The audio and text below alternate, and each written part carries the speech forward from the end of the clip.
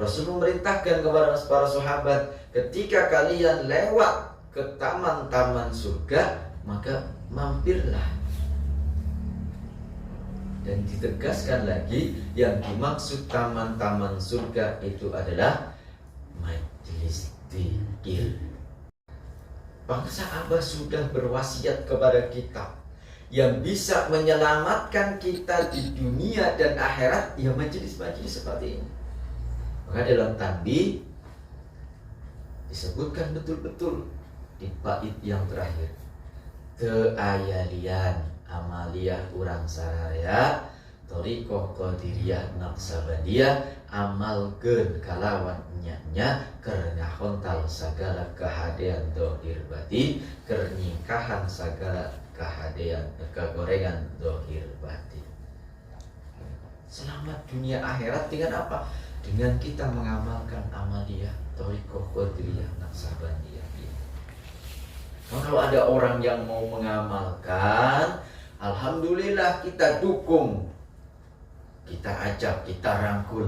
Karena orang-orang yang mengamalkan zikir, mengamalkan amaliyah thariqah yang tersambung silsilahnya sampai kepada Rasulullah, ini adalah para penjaga-penjaga kelangsungan kehidupan di dunia. Tuntunan bangsa Abah ini sudah disempurnakan dan sudah dibuktikan. Bahkan banyak sekali rahasia-rahasia yang hanya bisa kita ungkap kalau kita mengamalkan. Bismillahirrahmanirrahim. Alhamdulillah Rabbil alamin, alladzi waffaqa man yasha'u min ibadihi li suluki tariqatil mustaqim. Ahmaduhu wa ashkuruhu ala siwabihi ni'mati, wa asyhadu an la ilaha illallah wahdahu la syarika lah, wa asyhadu anna sayyidana Muhammadan abduhu wa rasuluhu ad-da'i ila kulli khair wal muhdari min kulli syai. Allahumma salli ala ruhi sayyidina Muhammadin fil arwah, وصل على جسد سيدنا محمد في الأجساد، وصل على قبر سيدنا محمد في القبور، وبلغ روح سيدنا محمد منا تحية والسلام. إلهي أنت مقصودي ورضاك مطلوبي، أعطني محبتك ومعرفتك. وقال الله تعالى في كتابه الكريم: وما كان الله ليعذبهم وأنت فيهم وما كان الله معذبهم وهم يستغفرون. وقال النبي صلى الله عليه وسلم: علامة حب الله حب ذكر الله، وعلامة بغض الله بغض ذكر الله. Amma. Ya, sama-sama kita ta'zimi, sama-sama kita muliakan guru kita sekalian, Rabbir Ruhina Mursyiduna As-Sayyidi Syekh Ahmad Sahibullah Fadalul Arifin. Semoga beliau selalu ada dalam rahmatnya Allah, ditambah barakah dan karamahnya sehingga terlimpah tercurah kepada kita sekalian. Juga yang sama-sama kita hormati Mamaku Manaki Bapak Junaidi beserta keluarga besarnya. Mudah-mudahan Allah Subhanahu wa Ta'ala selalu memberikan kemudahan di dunia dan akhiratnya, dan mudah-mudahan Allah berikan kesehatan di dunia dan akhiratnya, diselamatkan di dunia dan akhiratnya, dikabul hajat-hajatnya, dan mudah-mudahan selalu diistiqomahkan di dalam mengamalkan amaliyah thariqah qadiriyah naqsabandiyah. Amin. Dan tak lupa kepada seluruh para mubalik, para guru-guru agama, para asyatid, para kiai semuanya, khususnya buat seluruh jamaah majelis zikir Limbah. Mudah-mudahan Allah Subhanahu wa Ta'ala selalu memberikan keistiqomahan, keteguhan hati. Mudah-mudahan kita semua selalu ada di dalam bimbingan para sahabat. Amin. Sehat semuanya ya. Alhamdulillah. Saya yang gak kriuk-kriuk ini. Alhamdulillah kemarin ke pusat, selesai manakib, silaturahim langsung berangkat. Karena alhamdulillah kemarin ada acara di daerah Gunung Batu, di Nyenclek namanya. Ada acara maulid, undang maulid di sana, masya Allah, ternyata luar biasa. Walaupun di gunung, di kampung, dan ya boleh dibilang di hutan gitu, tapi masya Allah jamaahnya luar biasa antusias. Dan ya kalau kita di sini hadir manakib naik motor, jalannya masih terang, jalan kaki pun masih terang. Kalau di sana itu masya Allah gelap, rumahnya jarang-jarang, tapi masya Allah yang kumpul banyak sekali. Alhamdulillah di sana jam 10:30 baru mulai. Jadi selesai jam 12 ngobrol sebentar, 12:30 pulang, 12:30 baru sampai rumah. Alhamdulillah. Jadi pagi tadi langsung dari subuh gerep-gerep sarapan, habis sarapan langsung balas dendam. Bangun zuhur, sholat, tidur lagi sampai asar, masya Allah. Sekarang pun masih gerep-gerep, alhamdulillah. Mudah-mudahan semua ada di dalam ridho Allah. Amin. Pun kita yang malam hari ini bisa dihadirkan oleh Allah, mudah-mudahan selalu Allah berikan kekuatan dan selalu ada di dalam ridho-Nya. Amin ya Allah. Ayyuhal rahimakumullah, bulan ini kita manakib, ini manakib yang sangat spesial. Karena bukan hanya manakib guru, bukan hanya manakib Sultan Aulia, tapi manakib Rasulullah. Tapi jangan disebut manakib. Kalau dalam bahasa Jawa itu ada unggah-ungguh tata krama gitu. Banyak orang yang menyebutkan manakib itu satu hal yang tidak ada dalilnya, satu hal yang bid'ah, satu hal yang diada-adakan, tidak ada dalil Al-Qur'annya. Begitupun bulan ini, bulan Maulid, banyak orang maulidan yang mengatakan Maulid itu bid'ah, Maulid itu tidak ada dalilnya. Itu masya Allah. Padahal di dalam Al-Qur'an sudah jelas-jelas ditegaskan. Dari sekian banyak perkara-perkara baik yang Allah perintahkan kepada kita. Allah perintahkan kita sholat, Allah perintahkan kita zakat, Allah perintahkan kita puasa, Allah perintahkan kita naik haji. Apakah ada yang pernah melihat Allah sholat? Haji pernah melihat Allah sholat? Apakah pernah ada yang melihat Allah buka puasa? Apakah pernah ada yang melihat Allah pergi haji? Semua perkara-perkara yang Allah perintahkan kepada hambanya tidak Allah lakukan kecuali dua perkara. Yang pertama, Allah perintahkan kepada hamba-hambanya untuk bersolawat.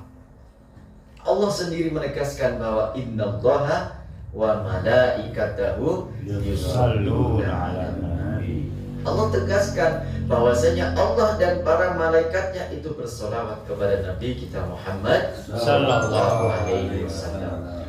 Alhamdulillah malam hari ini kita sudah sama-sama bersolawat, membacakan riwayat kisah sirah nabawiyah. Tadi kita sama-sama baca Maulid Al-Bazanji, itu adalah kisah, cerita, contoh kehidupan Nabi dari mulai lahir sampai mungkin nanti ada, kalau di kita nanti ada beberapa yang juga dibaca, ada Simtu Durar, ada Dibah, dan ada Berzanji. Semua adalah kisah-kisah Nabi, menjelaskan, menerangkan tentang siapa diri Nabi, bagaimana kisah kehidupan Nabi, bagaimana syama'il Nabi. Jadi kalau kita sebut manakibnya Nabi boleh, tapi kurang pas. Karena ada unggah-ungguh tata bahasa tadi. Jadi untuk Nabi itu adalah sirah atau kisah-kisah para Nabi. Nah, manakib pun bukan tidak ada dalilnya. Jadi Allah perintahkan kita bersolawat, Allah pun ikut bersolawat. Begitu pula manakib. Dalam surat Al-Hud ayat 120, Allah Subhanahu wa taala menegaskan bahwasanya wa kullana naqussu 'alaika min anba'ir rusul ma nusabbitu bihi fu'ada wa ja'aka fi hadhil haqq wa mau'idatun lil mu'minin.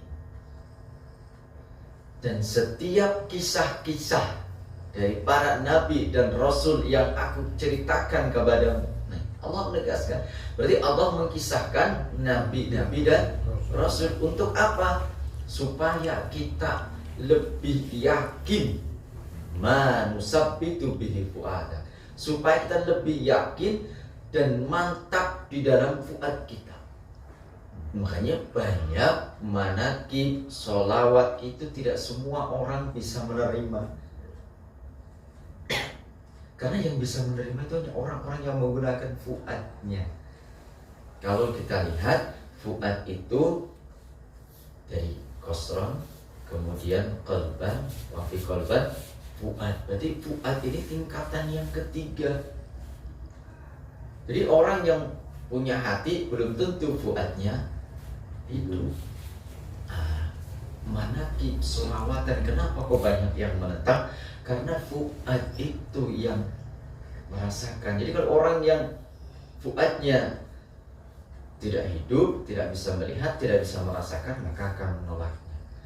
Maka contoh-contoh kisah-kisah tadi adalah wa mau'idatun lil mu'minin. Jadi contoh bagi orang-orang yang beriman, yakin. Jadi kalau kita tidak mau terima sholawat, sholawatan atau manakiban, berarti imannya masih lemah. Jadi orang-orang yang imannya tebal, imannya kuat, yakin kepada Allah dengan betul-betul seyakin-yakinnya, maka akan bisa menerima sholawatan, manakiban, karena ini adalah nasihat bagi kita. Maka alhamdulillah malam hari ini bukan hanya sekedar manakib Sultan Aulia, tapi juga kita maulid Nabi kita Muhammad sallallahu alaihi wasallam. Maka Masya Allah, malam hari ini luar biasa. Dua sekaligus. Ditambah lagi ada majelis amal, majelis zikir, majelis ilmu, lengkap sudah. Inilah yang disebut dengan taman-taman surga. Rasul memerintahkan kepada para sahabat, ketika kalian lewat ke taman-taman surga, maka mampirlah. Dan ditegaskan lagi, yang dimaksud taman-taman surga itu adalah majelis zikir. Majelis zikir, bukan majelis yang lain. Maka majelis zikir ini majelis yang luar biasa, tapi sayangnya di akhir zaman ini majelis zikir sepi peminat.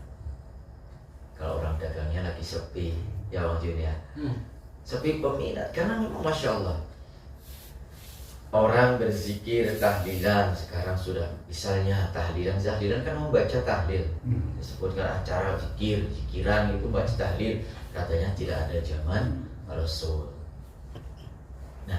Mulai akhirnya dikorek, salah-salahnya dicari kesalahannya semua, akhirnya banyak orang yang ragu.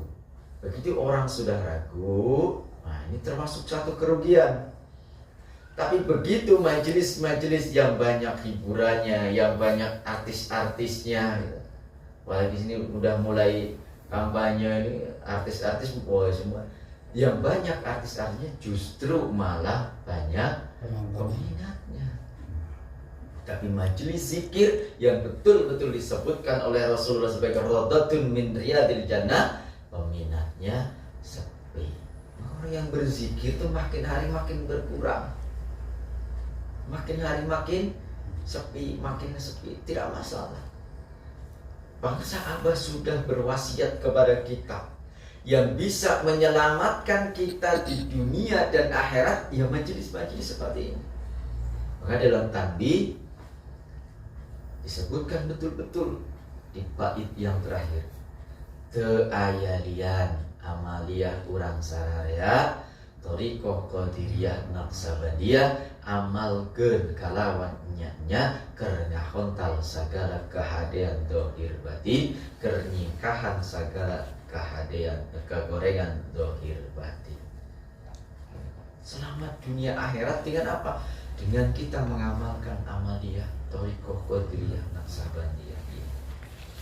Nah, kalau ada orang yang mau mengamalkan, alhamdulillah kita dukung, kita ajak, kita rangkul. Karena orang-orang yang mengamalkan zikir, mengamalkan amaliyah Thariqah yang tersambung silsilahnya sampai kepada Rasulullah, ini adalah para penjaga-penjaga kelangsungan kehidupan di dunia. Jadi kalau sudah tidak ada orang yang berzikir, sudah tidak ada orang yang menyebut asma Allah, tidak ada orang yang tersambung silsilahnya sampai kepada Rasulullah, kiamat. Dalam kitab Miftahus Sudur, para sahabat pun mengambil satu kalam dari para ulama kabair. Dalam hadis disebutkan ketika Sayyidina Muhammad SAW berkata kepada Sayyidina Ali, mengatakan, Ya Ali, la taqumu sa'ata wa fil ardi man qala la ilaha illallah. Wa fi riwayatin ukhra wa fil ardi man qala dzikrul khafi. Jadi tidak akan terjadi kiamat kecuali tetapi di muka bumi ini masih ada orang yang ingat kepada Allah. Ingat yang bagaimana? Nah, itu pertanyaannya kan. Karena kalau ingat hanya sekedar melafadzkan kalimah la ilaha illallah, burung beo pun bisa. Tapi harus yang ditalkinkan, yang disambungkan ruhaninya kepada ruhani Nabi kita Muhammad SAW. Artinya orang-orang yang menjadi penjaga-penjaga bumi tadi adalah orang-orang yang mendapatkan talqin zikir yang didapatkan dari mursyid yang kamil, yang tersambung silsilahnya. Jadi kalau hanya sekedar belajar dari Mbah YouTube, Mbah Google, itu tidak akan menjadikan orang tadi berzikir yang tersambung. Maka salah satu tanda akhir zaman itu ya dicabutnya ilmu daripada para wali-wali mursyid. Saya sudah mendapatkan talqin zikir, bangsa Abah mengingatkan, memberikan amanah kepada kita, amalkan, lestarikan. Amankan, bagaimana maksud amankan? Apakah tidak aman? Tidak aman. Karena ternyata amaliyah yang diajarkan oleh guru kita, yang sudah disempurnakan, yang sudah betul-betul dibuktikan keabsahannya dan dibuktikan bisa menjadikan pengamalnya ini menjadi kekasih-kekasih Allah, ini banyak yang berusaha untuk merubah, menambahi ataupun mengurangi. Makanya maksud dengan amankan adalah menjaga supaya tetap murni amaliyah yang kita amalkan. Jadi sahabat membukukan dalam kitab Uqudul Juman, sudah ikuti apa yang ada di Uqudul Juman, walaupun kita tahu ilmu alat, walaupun kita tahu hafal doa-doa, kalau kita sudah mendapatkan tuntunan daripada guru mursyid, jangan dirubah-rubah. Karena apa yang menjadi tuntunan beliau diajarkan kepada kita, itu sudah beliau koreksi betul-betul. Bacaannya, harokatnya, itu sudah. Jadi jangan mentang-mentang kita baru tahu sedikit, kemudian wah ini abang salah, begini dirubah lagi. Ini bahaya. Karena sudah dibuktikan oleh para sahabat. Contohnya yang sering kita dapatkan, ada yang Bismillah Syafi'i itu kan sempat ramai. Bismillah syafi, Bismillah kafi, Bismillah. Ada yang baca mu'afi, ada yang baca. Para sahabat membaca ma'afi. Kenapa kok harus kita rubah-rubah? Ada sebagian yang ilmu alatnya apa nggak ngerti ilmu alat begini. Nah, berani-beraninya sudah ikuti aja, karena ternyata ada rahasia daripada ilmu alat. Kemudian yang sering lagi dirubah di dalam nada. Nah, terlihat sepele. Nada di dalam kita sholawat Bani Hasyim, di dalam kita khataman, di dalam kita berzikir, bangsa Abah itu mengajarkan sudah betul-betul dihitung-hitung, dipelajari, dimantapkan keilmuannya, sehingga ada rahasia-rahasia yang bisa kita dapatkan dari situ. Nah, kalau kita khataman, kalau di Suryalaya kita bareng-bareng ikuti, perhatikan nadanya. Kalau kita bisa mengikuti nada itu, maka akan mendapatkan sir rahasia daripada nada itu. Contohnya, di dalam kita membaca ya khafiyal lutfi adrikni bilutfi kal khafiyyi. Kalau di Suryalaya bertanya, ya khafiyal lutfi adrikni bilutfi kal khafiyyi. Jadi di belakang iyaknya itu ada tasjid. Itu adalah untuk menisbatkan kepada apa yang disebut dengan isim sifat, mensifatkan, bersifat lembut. Nah, kalau kita membaca ya khafiyal lutfi adrikni bilutfi kal khafi, ya khafiyal lutfi adrikni bilutfi, ini tidak akan mendapatkan sirnya, hanya sekedar kita baca, tapi rahasia daripada lafaz tadi itu tidak bisa kita dapatkan. Karena Masya Allah, ternyata kalau kita bisa mengamalkan dengan baik, kemudian kita betul-betul meresapi, di situ kita akan bisa mendapatkan ilmu yang disebut dengan ilmu laduni. Karena Allah akan berikan pemahaman dari pemahaman rahasia-rahasianya Allah. Nah, kemudian kita harus betul-betul jaga, jangan sampai sekarang udah mulai berubah-ubah, mulai nadanya, kemudian ada lagi yang lainnya, misalnya la ilaha illa anta subhanaka inni kuntu minadh dhalimin. Ada penegasan. Jadi supaya kita bisa betul-betul menyadari bahwa kita ini orang yang dolim, kita ini orang yang salah. Kalau kita sudah bisa betul-betul merasakan, nangis Pak, maka baca la ilaha illa anta subhanaka inni kuntu minadh dhalimin. Kalau kita resapi betul-betul dengan nada tadi, dengan irama yang sesuai dengan yang Abah ajarkan, insya Allah akan dibukakan rahasia-rahasia. Kemudian ya Latif, ya, kita ikuti betul-betul. Jadi tuntunan bangsa Abah ini sudah disempurnakan dan sudah dibuktikan. Bahkan banyak sekali rahasia-rahasia yang hanya bisa kita ungkap kalau kita mengamalkan.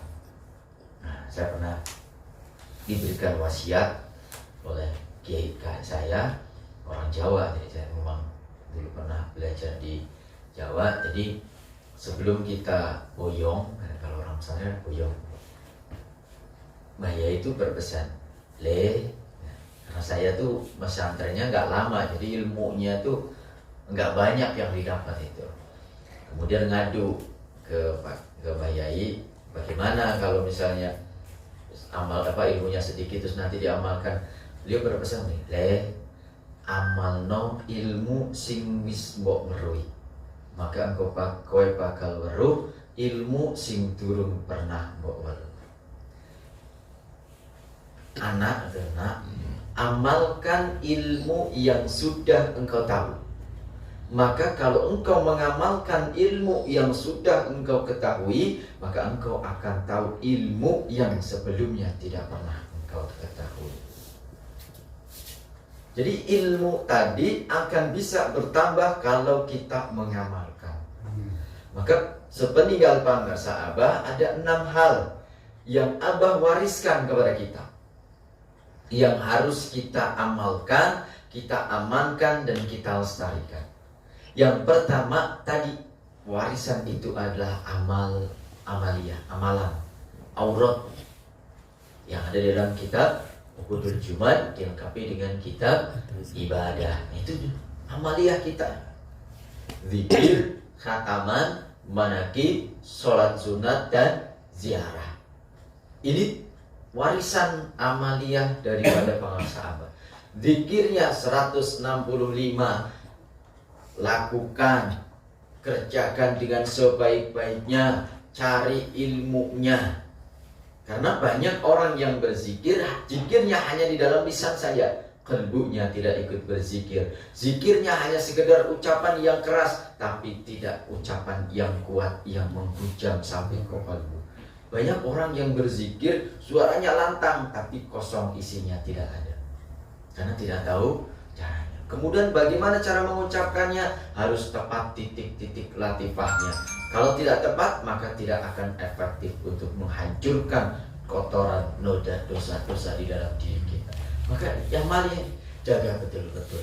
Zikir, khataman kita lakukan setiap ba'da maghrib, ba'da isya, kemudian satu minggu minimum 2 kali. Ini kita lakukan dengan nada dan rahasia-rahasia yang kita amalkan tadi. Insya Allah Allah akan memberikan pemahaman kepada kita.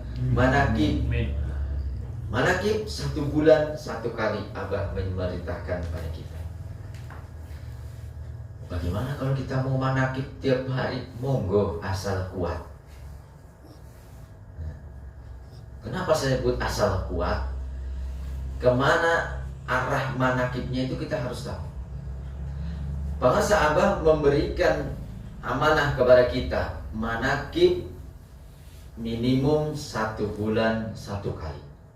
Kenapa kok hanya 1 bulan 1 kali? Karena manakib ini adalah satu amaliyah yang sakral, yang mana manakib ini adalah kita menghadirkan para wali-walinya Allah. Kalau kita begitu datang ke rumah, ke pulang kampung misalnya, mas mertua masih ada nih. Begitu datang ke mertua, datang duduk kakinya taruh di atas meja, terus minum sembarangan depan mertua, kira-kira gimana? Kan nggak bagus, nggak ada. Pokoknya lemparin musuh.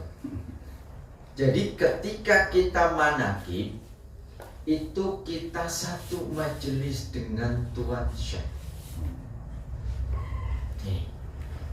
Jadi jangan dianggap manakib itu hanya sekedar kita baca tanbih, baca manqobah, baca tawasul. Tapi manakib ini adalah kita menghadirkan Tuan Syekh, sehingga manakib ini satu majelis dengan Tuan Syekh. Ada tamu?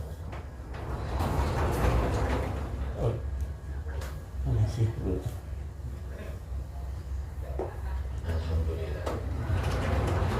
Jadi manakib ini kita satu majelis dengan Tuan Syekh. Maka di dalam manakib ini ada adab yang harus kita perhatikan. Jangan sampai kita manakib tiap hari tapi tidak bisa beradab di dalam manakib tadi, yang akhirnya manakib ini penuh dengan kebarokahan. Karena kita tidak adab di depan Tuhan Syekh kita sembarangan, akhirnya justru menjadikan mudarat. Para wali-walinya Allah dalam manakib itu semua hadir. Karena Tuhan Syekh sendiri menegaskan, fi ayyi makanin quri'a manakibi wa ana hadir. Di mana-mana ada tempat dibacakan manakibku, kata Tuhan Syekh, maka aku adalah orang yang hadir, kata Tuhan Syekh. Tuhan Syekh hadir di tengah-tengah kita. Tuhan Syekh adalah seorang kutubul wali, sultan aulia, rajanya wali. Tidak akan hadir sendiri, pasti para wali-wali di bawahnya ikut hadir. Maka manakib ini adalah satu amaliyah sakral, amaliyah yang betul-betul mustajab doa. Maka doanya tadi, Allahumma bi asma'ikal husna wa bi asma'i nabiyyikal mustafa wa bi asma'i waliyika Abdul Qadir Mustafa. Kenapa? Tuhir kulubani akhir. Artinya manakib ini satu amalia yang dalam amalia tadi doa-doa kita diijabah. Makanya kalau mau manakib, monggo silahkan. Mau berdoa minta kepada Allah dengan barokah karomah sohibul manakib tadi, tapi doanya jangan yang macam-macam. Riba jangan nambah lagi gitu. Jadi ada kisah lah Pak. Doanya para wali itu diijabah oleh Allah. Ini kalau yang orang Banyumas atau orang Purwokerto ada. Gimana? Ciamis. Kalau Ciamis mungkin agak kurang dari orang Jawa. Orang mana Pak? Timur. Nah, ada satu tempat di Jawa, di Banyumas itu ada yang terkenal itu Masjid Soko Tunggal. Jadi masjid tapi tiang tunggal. Tinggal ya. Jadi di Masjid Soko Tunggal itu sampai sekarang masjid itu tidak direnovasi jadi masjid yang modern, tapi masih masjid yang lama gitu. Model dan bentuknya masih pakai bambu. Nah, di sekitar masjid itu banyak monyet, Pak. Menurut kisah, jadi di situ dulu ada seorang waliullah, dulunya tuh ya orang thariqah juga. Jadi ketika hari Jumat banyak orang di sana itu yang tidak sholat Jumat. Sampai akhirnya ditegur sama wali tadi, laki-laki harus sholat Jumat. Kalau laki-laki tidak sholat Jumat, maka bisa jadi monyet. Pas waktu itu menurut kisah itu ada wali lewat, Sultan Aulia lewat dan mengaminkan doa itu, sehingga banyak monyet-monyet di sekitaran masjid itu. Jadi ketika kita manakib seperti ini, maka hati-hati, doa-doa kita pun diijabah oleh Allah Subhanahu wa Ta'ala. Doanya mustajab. Maka para sahabat memerintahkan kita, mengajarkan kepada kita untuk manakib. Kalau tidak mampu untuk beradab di dalam manakib, cukup 1 bulan 1 kali saja. Cukup 1 bulan 1 kali. Tapi kalau kita bisa menjaga, bisa khusyuk, bisa menghadirkan kalbu kita di dalam manakib tadi, silahkan mau manakib pagi, siang, sore, malam pun monggo. Kalau kuat, zikir, khataman, manakib, kemudian sholat sunat. Di Bangsa Abah mengajarkan kepada kita untuk sholat sunat yang biasanya kita lakukan ba'da maghrib itu ada 6. Ba'diyah, sholat sunat awabin, sholat sunat birrul walidain, sholat sunat tobat, sholat sunat tobat dulu, baru sholat sunat birrul walidain, baru sholat sunat lil iman, disukri nikmat. Ini sholat sunat lakukan. Kemudian ba'da isya, ba'diyah isya, sholat sunat sambil duduk, kemudian nanti zikir, kemudian nanti lidafil bala, terus sampai pagi, sampai subuh, sampai siang lagi. Nah itu ada di dalam kitab ibadah. Ini tuntunan guru kita. Nah itu sholat sunatnya. Kemudian ziarah. Nah ziarah ini usahakan kita bisa ziarah ke guru. Utama itu ziarah ke guru. Nah surya raya. Kalau bisa setiap bulan. Kalau tidak bisa setiap bulan karena kondisi keuangan atau waktunya yang tidak memungkinkan, ya 2 bulan sekali. Tidak memungkinkan 2 bulan sekali, 3 bulan sekali. Tidak memungkinkan 3 bulan sekali, 6 bulan sekali. Tapi niatkan untuk silaturahim, ziarah ke guru. Seandainya 6 bulan sekali pun masih belum mampu, belum bisa, 1 tahun sekali. Jangan yang tahunan. Ziarah yang utama, ziarah itu adalah ziarah ke guru mursyid. Seandainya setelah kita ziarah ke Suryalaya, mau lanjut ziarah Wali Songo atau ziarah ke tempat-tempat yang lain, Alhamdulillah, Pangarsa Abah pun menyarankan untuk ziarah. Bahkan di Suryalaya juga ada program-program ziarah. Ini warisan yang pertama, warisan amalan, amaliyah, aurat. Yang kedua, warisan Pangarsa adalah warisan ilmu. Pangarsa Abah memberikan ilmu yang diwariskan kepada kita, maka kewajiban kita adalah mempelajari ilmunya. Pangarsa Abah mengarang kitab yang kita tahu semuanya, kitab Miftahus Sudur. Kita kaji, kita pelajari. Karena dalam kitab Miftahus Sudur itu membahas tentang bagaimana kita beramal di dalam Thariqah Qadiriyah Naqsabandiyah, kemudian apa Thariqah Qadiriyah Naqsabandiyah, kemudian apa tujuan Thariqah Qadiriyah Naqsabandiyah, dan bagaimana kita bisa mengamalkan thariqah tadi. Maka ini harus kita kaji, kita pelajari, supaya kita bisa terus menambah kecintaan kepada guru mursyid kita, supaya kita bisa terus istiqomah, terus mencintai dan terus bisa bersama dengan guru agung kita. Nah, ini penting. Amal, ilmu. Yang berikutnya adalah warisan duriyah. Jadi Pangarsa Abah meninggalkan duriyah keluarga beliau, maka ini harus kita hormati, harus kita agungkan, harus kita muliakan. Jangan sampai datang ke Suryalaya tidak mau silaturahim kepada para duriyah Abah. Ada duriyah Abah kita tidak mau menghormati, tidak mau sami'na wa ata'na. Nah, karena di dalam diri duriyah Pangarsa Abah ya ada rahasia daripada Pangarsa Abah. Kita memandang bahwa duriyah Pangarsa Abah itu ada Abah di situ. Nah, itu secara zahir. Secara rohani, secara batin, Pangarsa Abah ada duriyah yang menjadi pembimbing kita, yang menjadi wasilah Pangarsa Abah, yaitu para wakil-wakil talqin. Maka kalau kita ketemu dengan wakil talqin, anggaplah kita bertemu dengan Pangarsa Abah. Walaupun tidak bisa kita samakan wakil talqin itu adalah Abah, tapi dalam diri wakil talqin itu ada rahasia Abah. Hormati kalau ada wakil talqin. Kita undang wakil talqin, kita hormati, kita muliakan sebagaimana kita memuliakan Pangarsa Abah, sebagaimana kita memuliakan guru kita. Karena ketika para wakil talqin mentalqin, mereka pun mengatakan ketika wakil talqin mentalqin itu bukan wakil talqin yang mentalqin, tapi Pangarsa Abah yang mentalqin. Artinya dalam diri wakil talqin itu ada rahasia Pangarsa Abah.